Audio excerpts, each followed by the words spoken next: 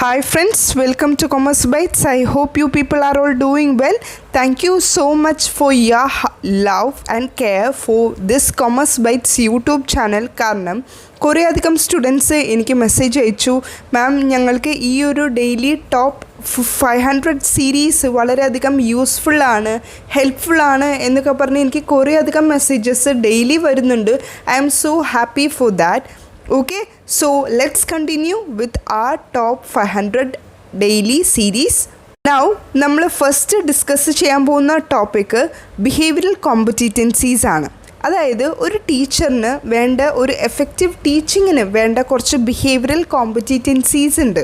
ഈ ഒരു behavioural competency എന്ന് പറഞ്ഞ ടേം നിങ്ങൾ ആരും കേട്ടിട്ടുണ്ടാവില്ല. നോ വറീസ്, നിങ്ങൾ ആ രണ്ട് വേർഡ് ഒന്ന് സ്പ്ലിറ്റ് ചെയ്ത് നോക്കൂ. ബിഹേവിയറലും അതുപോലെ തന്നെ കോമ്പറ്റൻസി എന്ന് പറഞ്ഞാൽ എന്താണ്? ഒരു കോമ്പറ്റീഷൻ. ഇപ്പോൾ 2 or 3 ടീച്ചേഴ്സ് ഉണ്ട്, അതിൽ അവർ 3 പേരും തമ്മിലൊരു കോമ്പറ്റീഷൻ, അതിലാരാണ് ബെസ്റ്റ് അല്ലെങ്കിൽ ആരാണ് ബെസ്റ്റ് ഓഫ് ദ 3 എന്ന് നമുക്ക് പറയാൻ പറ്റുന്ന ഒരു കോമ്പറ്റൻസി ഫാക്ടർ ഉണ്ടാവും അവിടെ. അതിനെയാണ് കോമ്പറ്റൻസി എന്ന് പറയുന്നത്. അതുപോലെ തന്നെ ബിഹേവിയറൽ എന്ന് പറയുമ്പോൾ തന്നെ നമുക്കറിയാം, നമ്മൾ എന്തെങ്കിലും ഒരു കാര്യം ചെയ്യുന്ന ആ ഒരു പ്രോസസ്സിനെയാണ് ബിഹേവിയറൽ എന്ന് പറയുന്നത്. So behavioural competencies in effective teaching ആണ് ഇപ്പോൾ നമ്മൾ ഫസ്റ്റ് ഡിസ്കസ് ചെയ്യാൻ പോകുന്നത്. അതിൽ 3 പോയിൻ്റാണ് എനിക്ക് നിങ്ങളായിട്ട് ഷെയർ ചെയ്യാനുള്ളത്. First one, planning and teaching. ഒരു ടീച്ചർ എന്നുള്ള നിലയ്ക്ക് നിങ്ങൾ നാളെ കുട്ടികളെ പഠിപ്പിക്കാൻ പോകുന്ന കുറേയധികം ടീച്ചേഴ്സാണ്, എൻ്റെ ഫ്യൂച്ചർ ടീച്ചേഴ്സ്, റൈറ്റ്? സോ നിങ്ങളിപ്പോൾ സ്റ്റാർട്ടിംഗ് ആണ്, അപ്പം ഞാൻ നല്ല രീതിയിൽ പ്ലാൻ ചെയ്യും. ഒരു 3-4 കൊല്ലം കഴിയുമ്പോഴേക്കും ഇനിയിപ്പോൾ പ്ലാൻ ചെയ്യേണ്ട ആവശ്യമില്ല, ഞാൻ സ്ഥിരമായിട്ട് പഠിപ്പിക്കുന്ന പിള്ളേരല്ലേ, ഞാൻ സ്ഥിരമായിട്ടുള്ള പ്ലാൻ ചെയ്യലല്ലേ, എനിക്ക് വലിയ വ്യത്യാസമൊന്നുമില്ല എന്ന് പറഞ്ഞാൽ നിങ്ങൾ പ്ലാൻ ചെയ്യാതെ ഇരിക്കരുത്. നിങ്ങൾ മസ്റ്റായിട്ട് പ്ലാൻ ചെയ്യണം. അതുപോലെ തന്നെ പ്രിപ്പയർ ചെയ്യണം.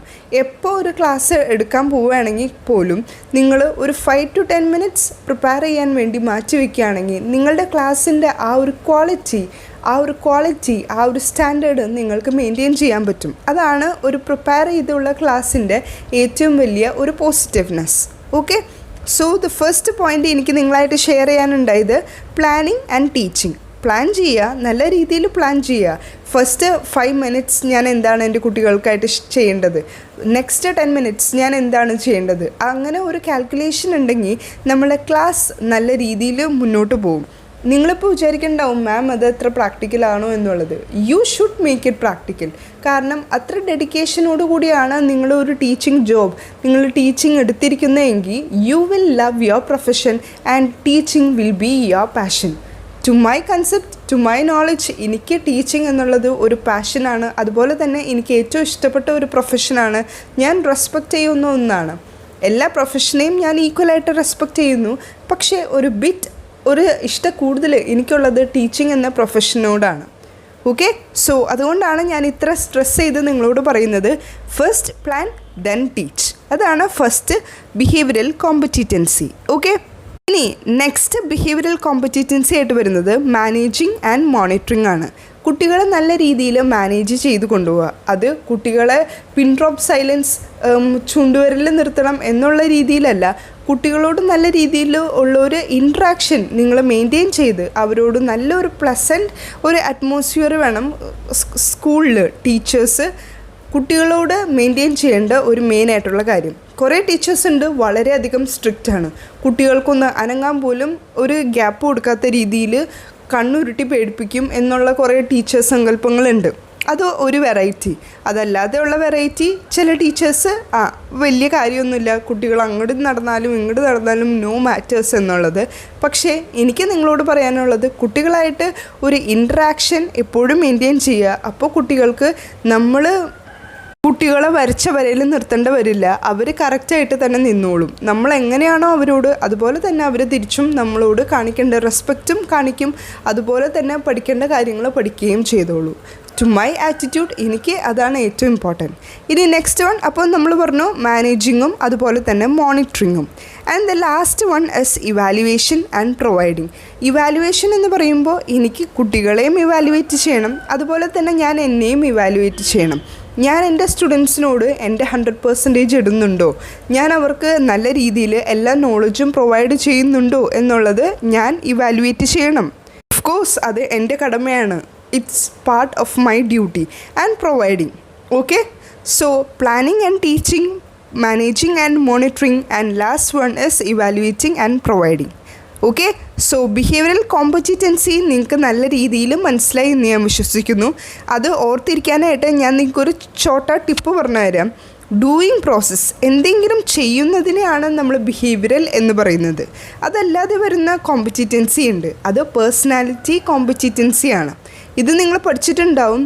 സെൽഫ് എഫിക്കസി, അതായത് നമ്മൾക്ക് നമ്മളിൽ തന്നെ ഉണ്ടാവുന്ന ഒരു വിശ്വാസം, സെൽഫ് എഫിക്കസി, ഞാൻ എഫിഷ്യൻ്റ് ആണ് എന്നുള്ളത്, അതും നമ്മൾക്ക് ആവശ്യമാണ്. ഓവറായി കഴിയുന്നത് മോശമാണ്, പക്ഷേ ആവശ്യത്തിന് ഒരു സെൽഫ് എഫിക്കസി നമുക്ക് വേണം. അതുപോലെ തന്നെ ലോക്കസ് ഓഫ് കൺട്രോൾ, ഈ 2 പോയിൻ്റ് നിങ്ങൾ മസ്റ്റായിട്ടൊന്ന് നോട്ട് ചെയ്ത് വെച്ചോ. കാരണം ഇപ്രാവശ്യത്തെ അപ്കമ്മിങ് എക്സാമിന് ചോദിക്കാൻ ചാൻസ് ഉള്ള ഒരു ക്വസ്റ്റ്യനാണ് ഇത്. പേഴ്സണാലിറ്റി കോമ്പറ്റീറ്റൻസ് ഏതാണെന്ന് ചോദിക്കാം, അല്ലെങ്കിൽ ബിഹേവിയറൽ കോമ്പറ്റീറ്റൻസി ഏതാണെന്ന് ചോദിക്കാം. ബിഹേവിയറൽ കോമ്പറ്റീറ്റൻസി ഞാൻ പറഞ്ഞ പോലെ എന്തെങ്കിലും നമ്മൾ ചെയ്യുന്ന ആ ഒരു ഡൂയിങ് പ്രോസസ്സിനെയാണ് ബിഹേവിയറൽ കോമ്പറ്റീറ്റൻസി എന്ന് നമുക്ക് പറയാൻ പറ്റുന്നത്. അതുപോലെ ഇപ്പോൾ പേഴ്സണാലിറ്റി കോമ്പറ്റീറ്റൻസി എന്ന് പറയുന്നത് നമ്മളുടെ ഒരു ക്യാരക്ടറിനെ ഫോക്കസ് ചെയ്യുന്നതാണ്. ഇപ്പോൾ നിങ്ങൾക്ക് ഏകദേശം ഈ 2 ടൈപ്പ് ഓഫ് കോമ്പറ്റീറ്റൻസിൻ്റെ ഡിഫറൻസ് മനസ്സിലായി എന്ന് ഞാൻ വിശ്വസിക്കുന്നു. ഒന്ന് ബിഹേവ് ചെയ്യുന്നതാണ്, മറ്റൊന്ന് നമ്മളുടെ ക്യാരക്ടർ, നമ്മളുടെ പേഴ്സണാലിറ്റിയാണ്. ഓക്കെ, ഇനി moving to very much important ആയിട്ടുള്ള ടോപ്പിക്, നമ്മളുടെ കേരള സെറ്റ് എക്സാമിനേഴ്സിൻ്റെ ഫേവറേറ്റ് ആയിട്ടുള്ള മറ്റൊരു ഏരിയയിലേക്കാണ് ഞാനിപ്പോൾ ക്രോസ് ചെയ്യുന്നത്. അത് വാല്യൂ ആണ്. വാല്യൂ എഡ്യൂക്കേഷൻ അവിടെ മെയിനായിട്ടൊരു ഫോക്കസ്ഡ് ഏരിയ ആണ്. സോ ഇപ്പോൾ നമ്മൾ ഡിസ്കസ് ചെയ്യാൻ പോകുന്നത് വാല്യൂയിങ് പ്രോസസ്സാണ്. ആ ഒരു പ്രോസസ്സിൻ്റെ ഓർഡറാണ്. ഫസ്റ്റ് നമ്മൾ ചൂസ് ചെയ്ത് കഴിയുമ്പോൾ പ്രൈസ് ചെയ്ത് കഴിഞ്ഞ് acting. First choosing, then pricing, then acting. CPA, ആ ഒരു കീ പോയിൻ്റ്, ആ ഒരു നിമോണിക്ക് വാല്യൂയിങ് പ്രോസസ്സിൻ്റെ സൈഡിൽ തന്നെ ഒന്ന് നോട്ട് ചെയ്ത് വെച്ചോളൂ. ചൂസിങ് എന്ന് പറയുമ്പോൾ കോഗ്നേറ്റീവാണ്, പ്രൈസിങ് എന്ന് പറയുമ്പോൾ എഫക്റ്റീവാണ്, ആക്ടിങ് എന്ന് പറയുമ്പോൾ ബിഹേവിയറാണ്. ഓക്കെ, ഇനി നമുക്ക് ഈ ടോപ്പിക്ക് ഇൻഡെപ്ത് ആയിട്ടൊന്ന് നോക്കാം. ചൂസിങ് എന്ന് പറഞ്ഞത് ഞാൻ പറഞ്ഞു കോഗ്നേറ്റീവ് ആണ് എന്നുള്ളത്. ഇവിടെ പറയുന്നത് ബിലീവ്സ് ആർ ഫ്രീലി ചൂസൺ. നമുക്ക് ഒരു കാര്യം ബിലീഫ് ചെയ്യണം എന്നുള്ളതിന് നമുക്ക് ഫ്രീ ടു ചൂസിനാണ്, വിത്തൗട്ട് ഔട്ട്സൈഡ് പ്രഷർ. നമുക്ക് പുറത്തുനിന്ന് ആരും പ്രഷർ തരാതെ തന്നെ നമ്മൾക്ക് ഫ്രീ ആയിട്ട് ചൂസ് ചെയ്യാനുള്ള ഒരു ബിലീഫാണ്. Okay, consequences of alternatives, consequences ഉണ്ടാവും ഓഫ് ഓൾട്ടർനേറ്റീവ് ആയിട്ടുള്ള കാര്യത്തിൻ്റെ കോൺസിക്വൻസസ് നമുക്കുണ്ടാവും. സോ അതാണ് ചൂസിങ് ആണ് കോഗ്നേറ്റീവ് വെച്ച് റിലേറ്റ് ചെയ്യുന്നത്. ഓക്കെ, ഇനി നെക്സ്റ്റ് പോയിൻ്റ് പ്രൈസിങ് ആണ്. പ്രൈസിങ് എന്ന് പറയുന്നത് നേരിട്ട് പറയാൻ പറ്റുന്ന ഒരു കീ പോയിൻ്റ് എഫക്റ്റീവാണ്.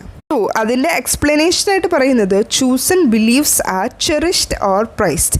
നമ്മൾ ചൂസ് ചെയ്ത ബിലീഫ് ചെറിഷ് ചെയ്യും, അതുപോലെ തന്നെ പ്രൈസും ചെയ്യും. ആൻഡ് ദ ലാസ്റ്റ് പോയിൻ്റ് ഇതിൽ മെൻഷൻ ചെയ്യാനുള്ളത് ആക്ടിങ് ആണ്. ആക്ടിങ് എന്ന് പറയുമ്പോൾ ബിഹേവ് ചെയ്യുക അല്ലെങ്കിൽ behaviour, incorporated into one behaviour, repeated consistently in nature. Repeat ചെയ്തുകൊണ്ടേയിരിക്കും. നമ്മളൊരു ബിഹേവിയർ ചൂസ് ചെയ്തു, അത് നമ്മൾക്ക് പ്രൈസ് ചെയ്തു, അപ്പം നമ്മൾ അത് ആക്ട് ചെയ്തുകൊണ്ടിരിക്കും.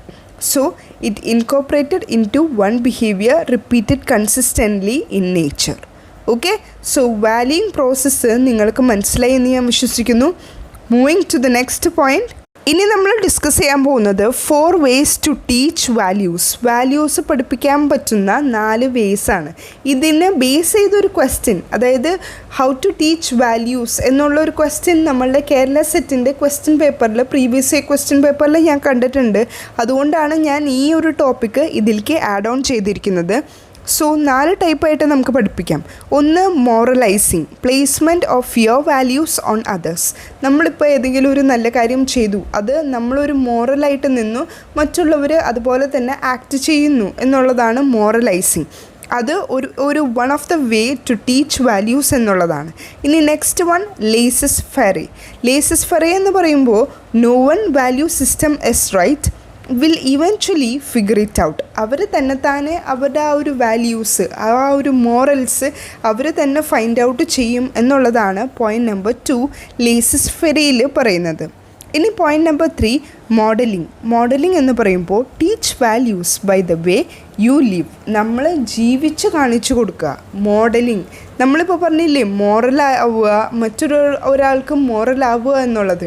അതുപോലെ തന്നെ സിമിലർ ആയിട്ടുള്ളൊരു പോയിൻ്റാണ് മോഡലാവുക, അതായത് റോൾ മോഡലാവുക. ഒരാൾക്ക് എന്തെങ്കിലും ഒരു നല്ല കാര്യം ചെയ്തു ഒന്ന് റോൾ മോഡലായിട്ട് മറ്റുള്ള ഒരാൾക്ക് ഇൻസ്പിറേഷൻ ആവും. ഓക്കെ, നമ്മളുടെ ഈ സോഷ്യൽ മീഡിയയിൽ തന്നെ നമ്മൾ കുറേ അധികം റോൾ മോഡൽസിനെ കണ്ടിട്ടുണ്ട്. അങ്ങനെ ചെയ്തു, അവരങ്ങനെ ചെയ്തു, അപ്പോൾ ബാക്കി എല്ലാവരും അങ്ങനെ ചെയ്യുന്നു. നല്ല കാര്യങ്ങൾ, അതൊരു സൊസൈറ്റിക്ക് ഇമ്പോർട്ടൻ്റ് ആയിട്ടുള്ള, സൊസൈറ്റിക്ക് ഗുണമുള്ള കുറച്ച് കാര്യങ്ങൾ ചെയ്ത് ബാക്കിയുള്ളവർക്ക് ഒരു മാതൃകയായി മാറുന്നതിനെയാണ് മോഡലിംഗ് എന്നുകൊണ്ട് ഉദ്ദേശിക്കുന്നത്. ഇനി ലാസ്റ്റ് പോയിൻ്റ് എന്ന് പറയുന്നത് വാല്യൂ ക്ലാരിഫിക്കേഷൻ. ഒരു പോയിന്റിൽ വാല്യൂ ക്ലാരിഫിക്കേഷനാണ് കൂടുതൽ ഇമ്പോർട്ടൻസ്.